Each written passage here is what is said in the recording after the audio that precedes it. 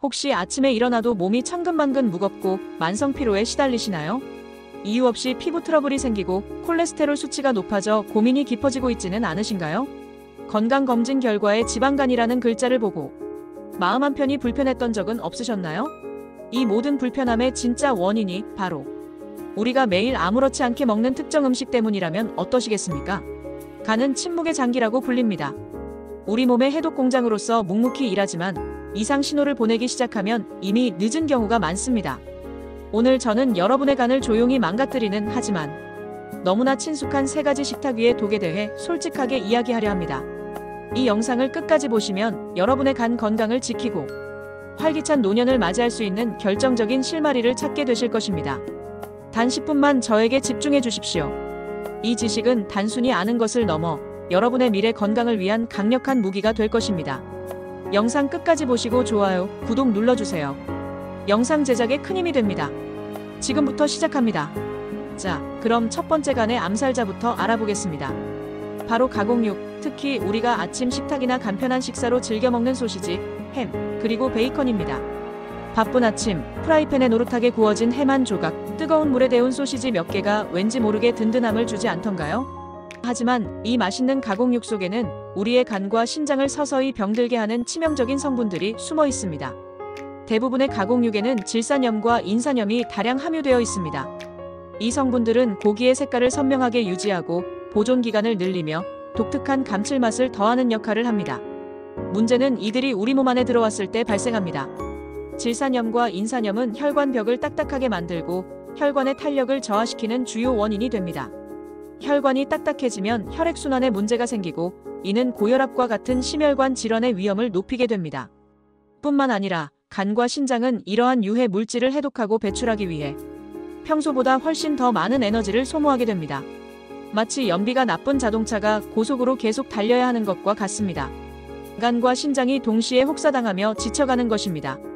만약 여러분이 매일 아침 습관적으로 햄이나 베이컨을 굽는다면 바로 그 습관이 피로가 풀리지 않는 여러분의 만성 피로의 진짜 이유일 수 있다는 점을 명심해야 합니다. 이 작은 습관 하나가 우리 몸 전체에 얼마나 큰 영향을 미치는지 깨닫는 것이 중요합니다. 실제로 많은 분들이 나는 왜 이렇게 피곤할까? 하고 고민하십니다. 충분히 잠을 자도 개운하지 않고 에너지가 고갈된 느낌을 받곤 하죠. 그럴 때마다 영양제를 찾거나 잠시 쉬는 것으로 해결하려 하지만 근본적인 원인을 놓치고 있을 가능성이 큽니다. 매일 아침 식탁에 오르는 가공육이 바로 그 범인 중 하나일 수 있습니다. 질산염은 우리 몸속에서 발암 물질인 니트로사민으로 전환될 수도 있는 위험성을 가지고 있습니다. 특히 가공육을 고온에서 조리할 때 이러한 전환이 촉진됩니다. 이 독성 물질들은 간에 심각한 부담을 주어 해독 기능을 저하시키고 장기적으로는 간 질환의 위험을 높일 수 있습니다. 또한 인산염은 칼슘 흡수를 방해하여 골다공증 위험을 증가시키고 신장에 무리를 주어 신장 결석이나 만성 신장 질환으로 이어질 수도 있습니다. 이처럼 가공육은 단순히 맛있는 음식이 아니라 우리의 간과 신장, 그리고 혈관 건강에 광범위한 부정적인 영향을 미치는 숨겨진 위협입니다. 이제부터라도 식탁 위 가공육의 비중을 줄이고 신선한 단백질 식품으로 대체하려는 노력이 필요합니다. 예를 들어 소시지 대신 삶은 달걀, 햄 대신 닭가슴살이나 두부 등으로 바꾸어보는 작은 시도부터 시작해 보십시오. 우리의 간은 소중하니까요. 간이 건강해야 우리 몸 전체가 활력을 되찾을 수 있습니다. 다음으로 우리의 간을 병들게 하는 두 번째 주범은 바로 튀김류입니다. 특히 식용유를 여러 번 사용해서 조리한 음식들이 문제입니다. 바삭하고 고소한 튀김은 남녀노소 누구나 좋아하는 별미입니다. 통닭, 돈가스, 감자튀김 등 생각만 해도 군침이 돌죠. 하지만 이 튀김이 가진 달콤한 유혹 뒤에는 우리 건강을 위협하는 이중성이 숨어 있습니다. 한번 달구었던 기름은 산화가 시작됩니다. 기름이 고온에 노출될수록 화학적 변화가 일어나 산패가 가속화되는 것이죠. 마치 낡은 자동차 엔진이 과열되는 것과 같습니다. 그런데 이 기름을 2번, 3번 계속 사용하게 되면 어떻게 될까요? 산화된 기름은 우리 몸에 치명적인 독성 물질을 내뿜기 시작합니다. 트랜스 지방산과 아크릴 아마이드 같은 유해 물질들이 생성되며 이들은 우리 몸속에서 염증을 유발하고 세포를 손상시키는 주범이 됩니다. 겉은 바삭하고 맛있지만 속은 이미 지방과 독성 물질에 절여진 것이나 다름없습니다. 이런 튀김류를 자주 섭취하면 어떤 문제가 발생할까요? 피부 트러블이 심해지거나 혈중 콜레스테롤 수치가 급격히 상승하여 동맥경화와 같은 혈관 질환의 위험이 높아집니다. 그리고 가장 중요한 우리의 간. 지방간의 원인이 바로 이러한 튀김류 과다 섭취에서 시작되는 경우가 매우 많습니다. 간에 쌓인 과도한 지방은 간 기능을 저하시키고 만성 피로와 소화불량의 원인이 되기도 합니다. 깨끗한 기름에 튀긴 음식이라도 적정량을 섭취하는 것이 중요하며, 특히 여러 번 재사용된 기름으로 만든 튀김은 피해야 할 독약과도 같습니다. 한 번 사용한 기름은 미련 없이 버리는 것이 여러분의 건강을 지키는 현명한 선택입니다. 우리는 종종 오늘까지만 먹고 내일부터는 건강하게 먹어야지라고 다짐합니다. 하지만 튀김의 유혹은 정말 끊기 어렵죠. 회식 자리에서, 가족 외식에서, 혹은 TV를 보면서 무의식적으로 손이 가는 음식 중 하나입니다.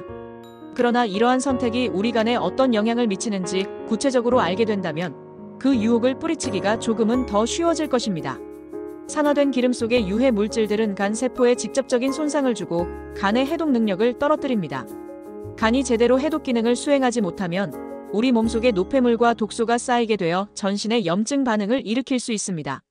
또한 과도한 지방 섭취는 간의 지방을 축적시켜 지방간을 유발합니다. 지방간은 초기에는 별다른 증상이 없지만 방치하면 간염, 간경화, 심지어 간암으로까지 진행될 수 있는 무서운 질환입니다. 그러므로 튀김을 드실 때는 깨끗한 새 기름으로 튀긴 것인지, 그리고 한 번에 너무 많이 섭취하지는 않는지 반드시 확인하셔야 합니다.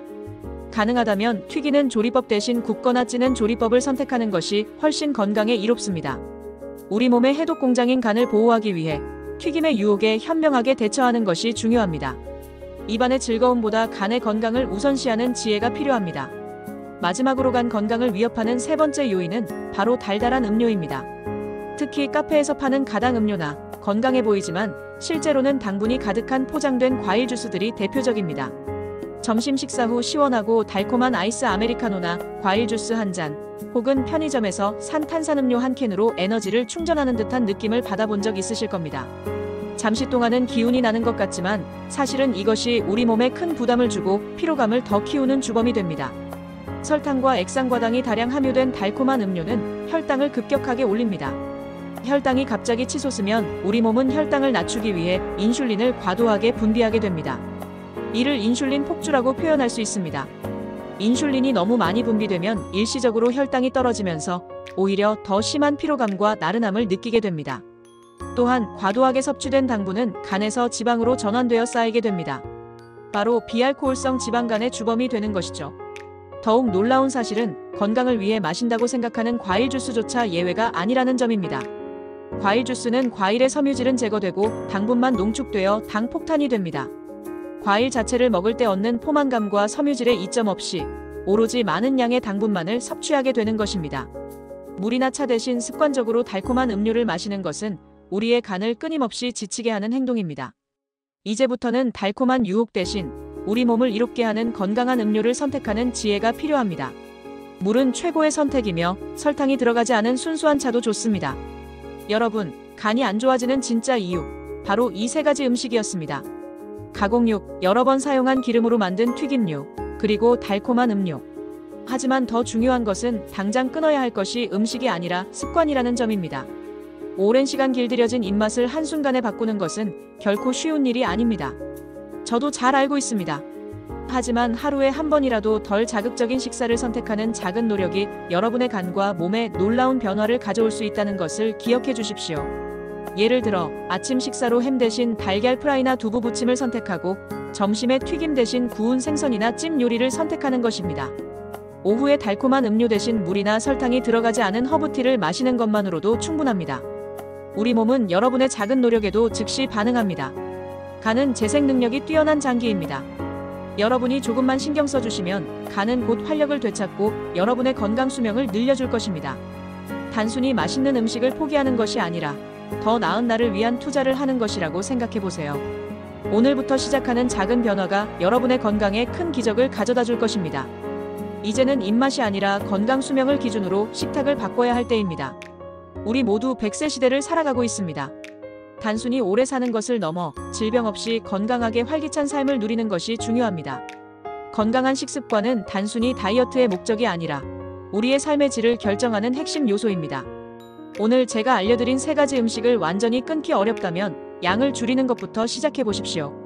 한 번에 큰 변화를 시도하기보다는 작은 성공을 통해 꾸준히 나아가는 것이 중요합니다.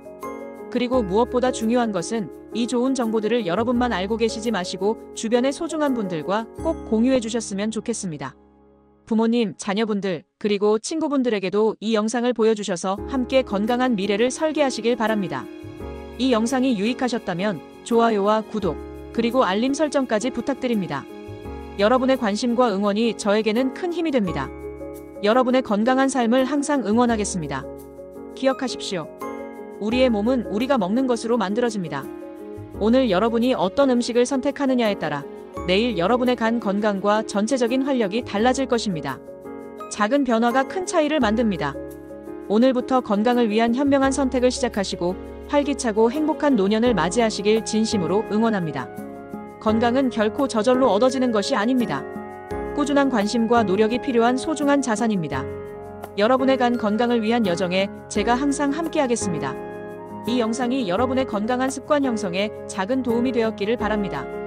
다음 영상에서도 여러분의 건강을 지켜드릴 유익한 정보로 찾아뵙겠습니다. 감사합니다.